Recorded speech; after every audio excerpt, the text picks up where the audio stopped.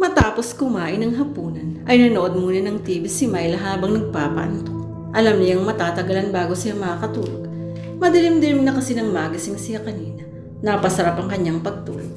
Ilang beses kasi niyang binalik-balikan sa isip ang bigla niyang pagkakaroon ng kasintahan. Kaya napasarap ang kanyang tulog. Pagkagising niya ay naligo na agad siya. Matapos niyang maligo at makapagbihis, ay nagluto naman siya ng para sa hapunan. Mabigat pa ang kanyang tiyan dahil naparami siya ng kain. Minabuti niyang manood muna ng TV habang nagpapababa siya ng kinain. Matagal-tagal na rin siyang nanonood ng TV nang marinig niyang paghinto ng isang sasakyan sa labas ng apartment. Nagmamadali niyang tinungo ang pinto. Ang nasa isip niya ay baka si Robert ang dumating. Kahit nga kahihiwalay lang nila kaninang tanghali, ay parang sabik na agad siyang makita ang lalaki. Ganoon na lang ang kanyang pagkadismaya nang makitang si Lorenza ang dumating. Kahit ayaw niyang pakiharapan si Lorenza, ay napilitan siyang harapin ito. May kailangan ka ba? Sabi niya rito. Halata sa boses niya na napipilitan lamang pakiharapan ng babae. Gusto kong malaman kung ano ang nangyari sa lakad mo kanina. Sagot nitong tuloy-tuloy nang pumasok at walang sabi-sabing naupo sa mahabang set. Gusto sanang sabihin ni Myla na hindi niya nakausap si Robert, pero nagbago ang kanyang isip. Matunog si Lorenza. Baka may mahalata pa ito sa kanya. Nagkita kami kanina at nagkausap.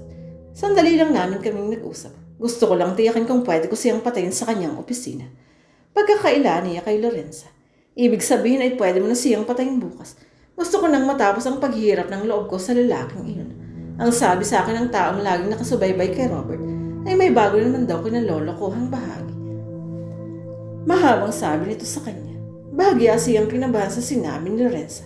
Hindi niya naisip na lagi palang may taong sumusubaybay sa bawat kilos ni Robert. Bigla tuloy siyang nag-alala na baka siya ang pinaghihinala ang kinalolokohan ni Robert.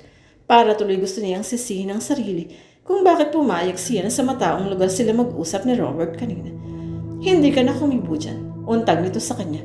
Nawala kasi sa loob kong itanong kung araw-araw siyang pumapasok sa opisina. Palusot niya kay Lorenza. Oo. Lumalabas lamang siya kapag may kakausapin mga kliyente ng kanilang kumpanya. Imporma sa kanya ni Lorenza.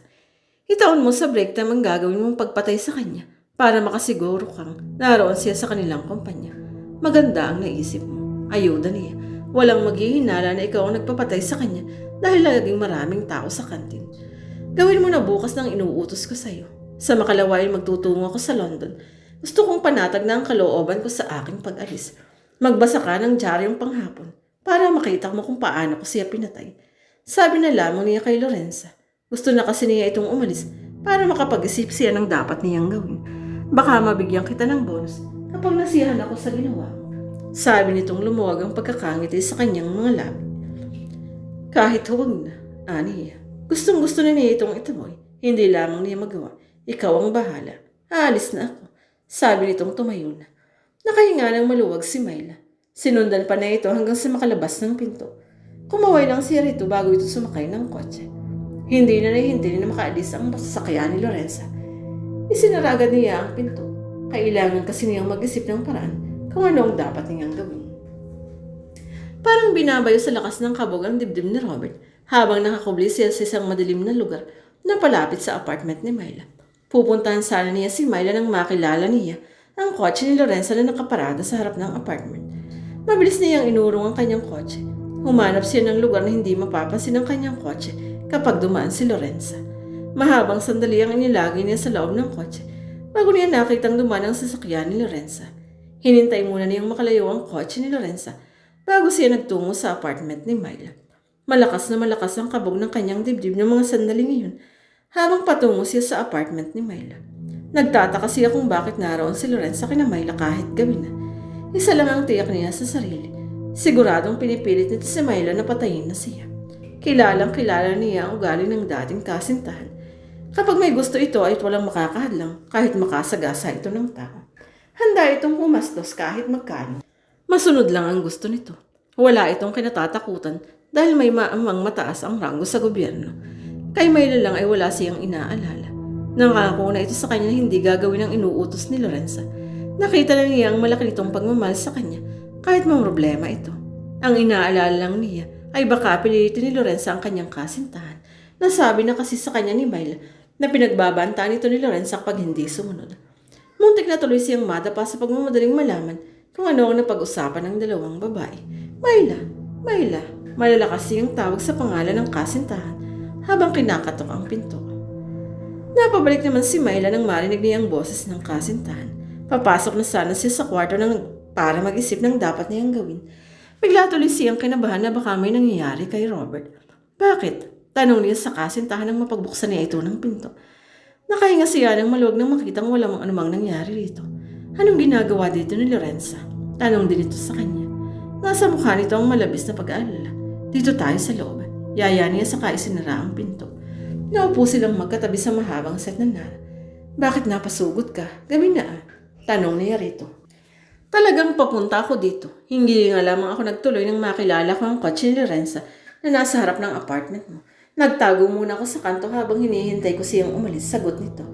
Napansin ni Myla na bahagya nang napanatag ang kalooban ng kasintahan. Bakit siya nagpunta dito? Tinanong niya kung nagkausap na tayo. Pinipilit na niya akong patay na kita bukas. May lungkot sa boses niyang sabi sa kasintahan. Nawala na ang kabang nararamdaman ni Robert. Mula pa kaninang hinihintay nitong umalis si Lorenza. Hindi naman ito natakot. Nag-aalala lamang ito para sa kasintahan. Anong sabi mo? Tumango ako sa kanya. Pumayag na ako para lang umalis na siya. Sagot niya. Hindi nakaligtas sa kanyang paningin ang rumistrong pag-alala sa gwapong mukha ng kasintahan. Hindi niya matrol kung anong nasa isip nito. Nakatingin lang ito sa kanya. Kumikibot-kibot ang mapupula nitong labi na parang may gustong sabihin. Nakadama tuloy siya ng awa sa kasintahan ng mga sandaling iyon. Paano na? Natatakot ka bang ipagpalit kita sa 5 milyong ibinayad niya sa akin para patayin kita?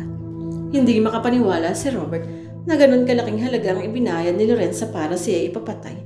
Sa bagay, baliwala rito ang halagang iyon dahil ubod ng yaman ng pamilya ng dati nitong kasintahan. Hindi, sagot ni Robert. Buo ang kanyang tiwala sa kasintahan. Nag-aalala lang ako. Baka balik-balikan ka niya kapag hindi mo ginawa ang inuutos niya sa'yo. Baka gawan ka niya ng hindi maganda. May kasiyahang naramdaman si Myla. Damang-dama niya ang malaking pagmamahal sa kanyang kasintahan. Hindi niya yun magagawa sa akin. May hawak akong alas na panlaban sa kanya. Sagot niya. Hawak niya ang litrato ni Lorenza. Kahit anong oras ay pwede niya itong patayin kapag nagmakamali ito sa kanya. Hindi mo maaalis sa akin ang mag-alala. Ako ang kanyang kailangan. Napag-utusan ka lamang niya para ako'y patayin. Sabi nito at saka siya hinawakan sa magkabilang balikat para mapaharap siya rito. Basta ipanatag mo ang loob mo. Walang mangyayaring masama sa akin. Sagot niya. Hindi pa rin tayo nakatitiya kay Lorenza. Hindi yung titigil hanggat hindi nagagawa ang kanyang gusto. Sabi nito. Ito lang ang masasabi ko sa'yo. Kahit anong mangyari sa atin. Ikaw lang at wala na akong ibang mamahalin. Sabi pa nito at saka unti-unting nilapit sa kanya ang mukha nito. Hindi na kumibo si Myla. Maya-maya ay naramdaman niyang lumapit ang labi nito sa kanyang labi. Panahid lang sa una na parang nanunotso. Tinugo niya ang panunokso ng kasintahan. Yumakap siya rito at buong pagmamahal na tinugo ng mapusok na halik ang ginagawa nito sa kanya. Matagal na naghinang ang kanilang mga labi. Saglit silang naghiwalay na parehong kapasig ng hangin.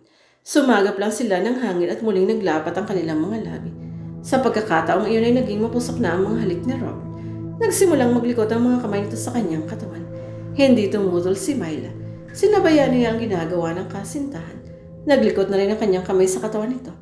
Napasinghap siya ng maramdamang lumukot ang isang kamay ng kasintahan sa kanyang dibdib. Matutulog na lamang kasi siya kaya wala na siyang suot na bra. Kaya ko pang pigilin ang sarili ko. Sabihin mo lang kung hindi ka pa handa. Sabi nitong naghahangol ng paghinga ng malas sa kanya. Hindi sumagot si Myla. Sa halip ay muli niyang hinuli ang labi ng kasintahan. Tangas na siyang hawakan ang namumurok nitong harapan. Iyon lang at wala nang salitang lumabas sa kanilang mga labi. Sinimulan siyang hubaran ni Robert. Ilang ulit na hinagot nito at ang tingin ng kanyang kahubdan. Bagay ito naman na nagalis sa mga damit nito. Saglit pa ay kapwa na silang walang saplot sa katawan. Makaraan pa ang mahaba-habang sandali ay puro ungol at daing na lamang ang maririnig sa kanilang mga bibig.